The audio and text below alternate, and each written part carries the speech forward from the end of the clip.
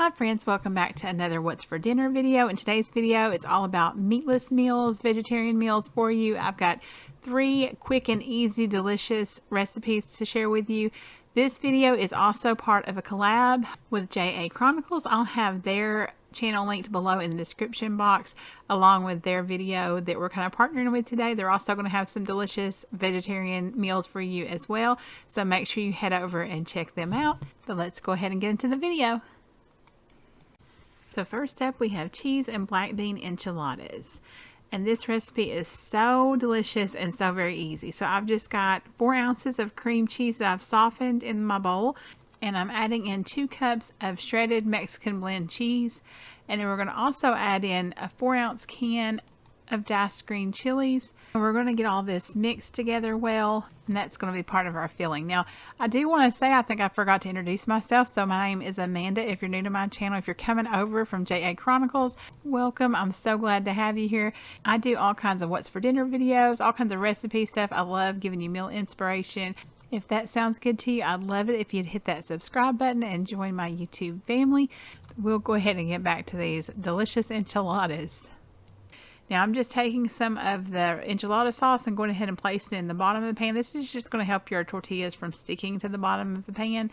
Now this is a 9x13 size and I got 12 enchiladas in here. You do have to put 4 kind of along the side, and that worked perfectly. So that's, how much you'll get in that pan. You could definitely, decrease these like half the recipe and make you like a nice little 8x8 pan. Or even double them if you want to make a couple of pans, maybe freeze them or something like that. I've never tried to freeze them, but I think that would work. So you're just going to go ahead and add in however many black beans you want. I used almost the whole can for 12, and I probably could have filled some fuller than I did. But anytime you're doing something like that, it always, to me, is nerve-wracking because I always want to make sure I have enough for all of them. So I was fine to have a little extra left over. My son actually ended up eating those. And, of course, just put however much of the cream cheese mixture in there that you want, and then, some black beans, and then roll them up and put them in there. Now, if you don't want your tortillas to break at all, it's really helpful if you fry them lightly in oil.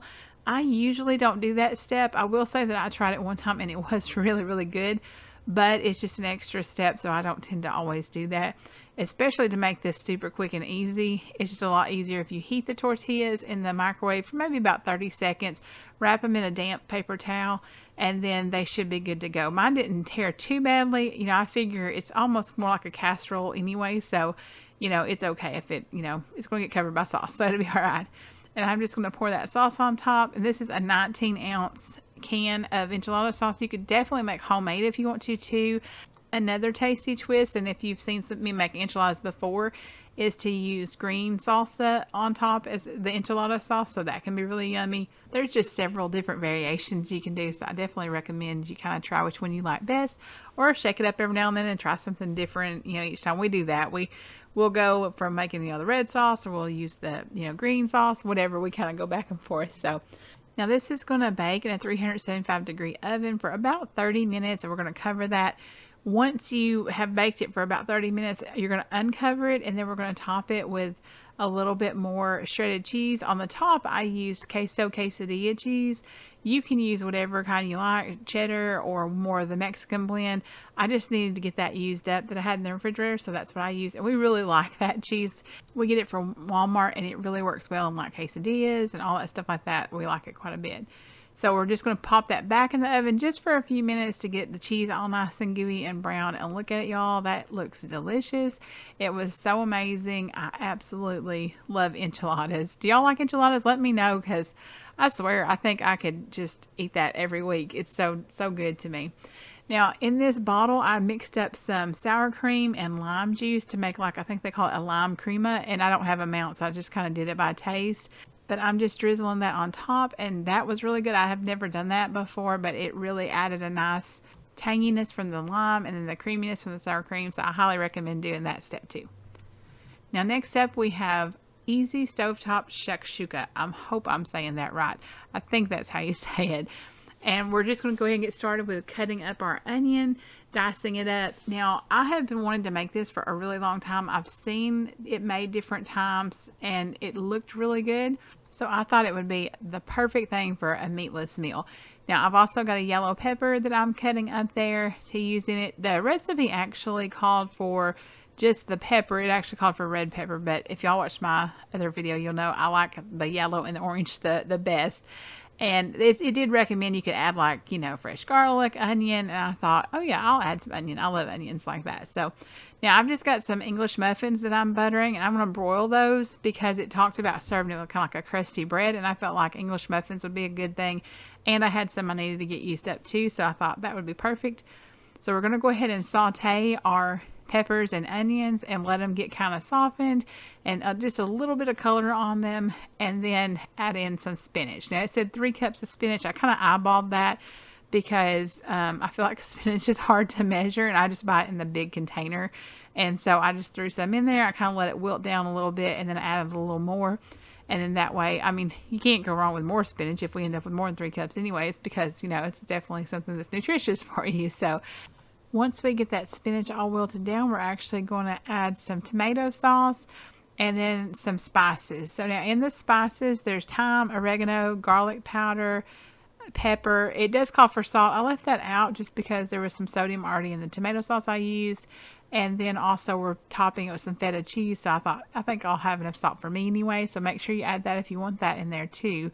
And I'll have this recipe linked below as well, so you have that. And once you get this sauce all together, you're actually going to let it simmer or just kind of heat for just a few minutes, about 3 or 4 minutes. And once it's got all good and warm, you're just going to make little wells in the sauce, 4 wells, because we're going to use 4 eggs. And we're going to place those in those little wells as we do each one.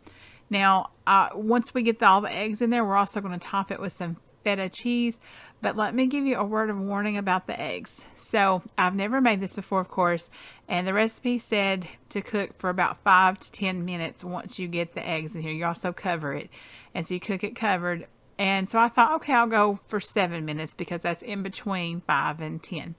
I meant to check it a little early just in case, but unfortunately I was trying to do something else at the same time and my eggs overcooked. Now I did just do it for 7 minutes and they still overcooked. So I would definitely check them at 5 and see if they're done to your liking, because, you know, everybody's stove heats differently and things like that too. So just keep an eye on them so that they don't go overly done, because the whole point, I think, of this really is to have that runny egg yolk. So I missed out on that, but next time I will watch it more closely. So we're going to let this finish cooking.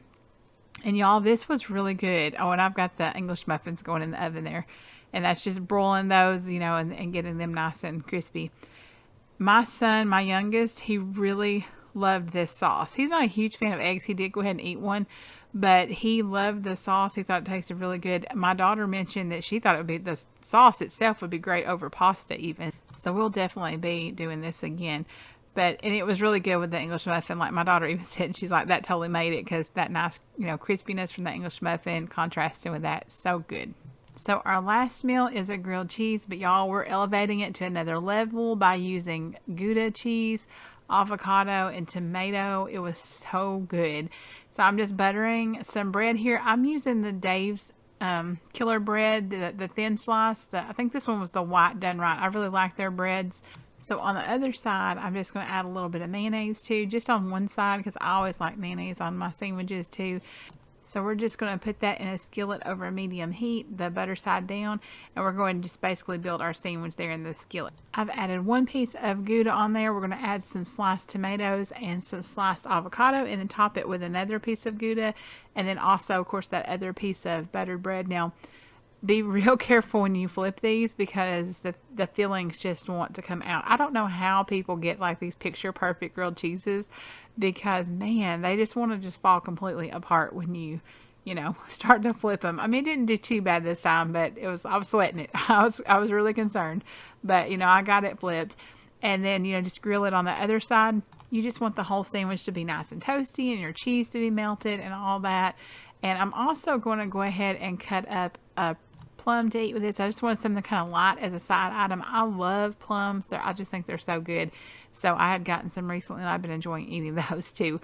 And it went really well with the sandwich. I think probably because, you know, cheese and fruit go well together. So grilled cheese and fruit, that kind of went well together. It would also be really good to have it with, you know, a bowl of soup or something like that too. So definitely different ways you could eat that grilled cheese. But do y'all have any neat grilled cheeses you do, like something outside of just regular grilled cheese? I think it's fun to try different things like that and, you know, create different sandwiches to make it a little different than just your standard grilled cheese. Elevate it just a little bit. So now it's done, and be careful when you cut it too, because again, the items in the sandwich kind of want to slide out a little bit. But this was so good. I highly recommend you try this. It was super easy too. Very quick meal. I just want to thank y'all for joining me. Don't forget to check out Chronicles. Their channel is really awesome. They have lots of yummy recipes on there too. Make sure you go show them a little love and let them know I sent you to their channel. I hope that you enjoy both our videos today and get some new meal ideas. Thank you again for joining me. I hope you have a blessed day wherever you are, and I'll see you in the next one.